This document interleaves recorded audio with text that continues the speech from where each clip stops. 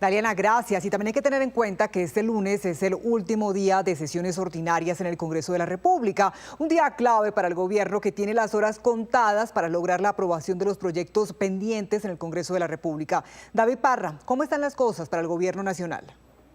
¿Qué tal? Un cordial saludo, muy buenas tardes. Pues es complejo el panorama para el gobierno luego de obtener varios logros en el Congreso, como el Sistema General de Participación, los avances en la jurisdicción agraria y la reforma también, la reforma a la justicia. Ahora el reto es avanzar con la reforma a la salud y la reforma política.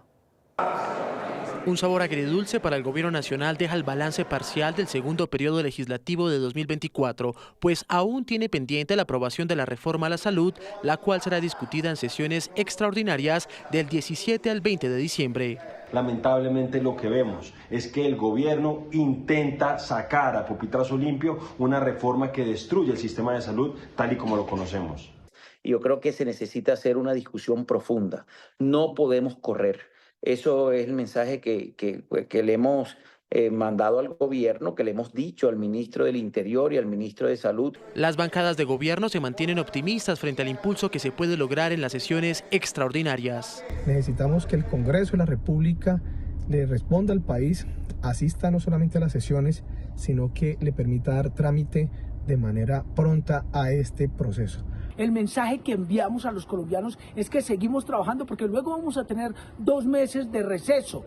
Y la razón, continuar debatiendo la reforma a la salud que necesita transformarse en este país. Por su parte, la reforma política se encuentra en cuidados intensivos, pues tiene las horas contadas para ser discutida en el Senado. Han convertido la reforma política en una reforma constitucional inviable, una colcha de retazos donde incluyeron un elemento que destruye la democracia como es el transfugismo. Pero otras están a punto de morir. Eso mismo pasa con la reforma política, que prácticamente tiene el lunes para vivir siempre y cuando el Senado apruebe el texto de Cámara, lo cual va a ser muy difícil.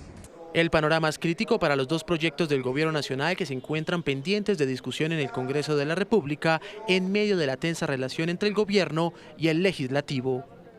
Bueno, y es que tras el hundimiento a la reforma tributaria se mantiene la preocupación por el futuro fiscal del país y el presupuesto general que será presentado por el gobierno vía decreto.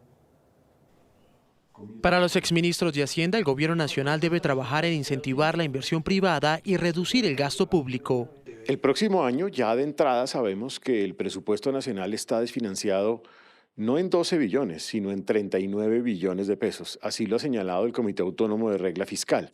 Y la razón de esto es que los gastos de funcionamiento entre el 2023 y el 2025 proyectado están creciendo al 20% anual. Sumir la ejecución del presupuesto en un coma fiscal, es decir, no le da caja a nadie, no le paga a nadie.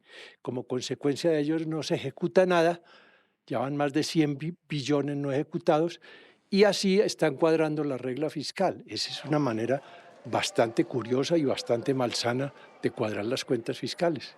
Asimismo, aseguran que las cuentas fiscales en Colombia no están balanceadas y el gobierno debe, por ejemplo, mejorar el recaudo de impuestos. Las finanzas públicas del país están sumidas en un gran desorden y en una gran falta de credibilidad, en gran parte por culpa del propio gobierno. Entonces el gobierno sí tiene que hacer un esfuerzo de, en primer lugar, identificar por dónde va a congelar. La congelación no es en inversión productiva y social, debiese ser en gasto de funcionamiento. Se espera que antes de finalizar el año el gobierno nacional presente por decreto el presupuesto para el próximo año y una estrategia para mejorar su ejecución.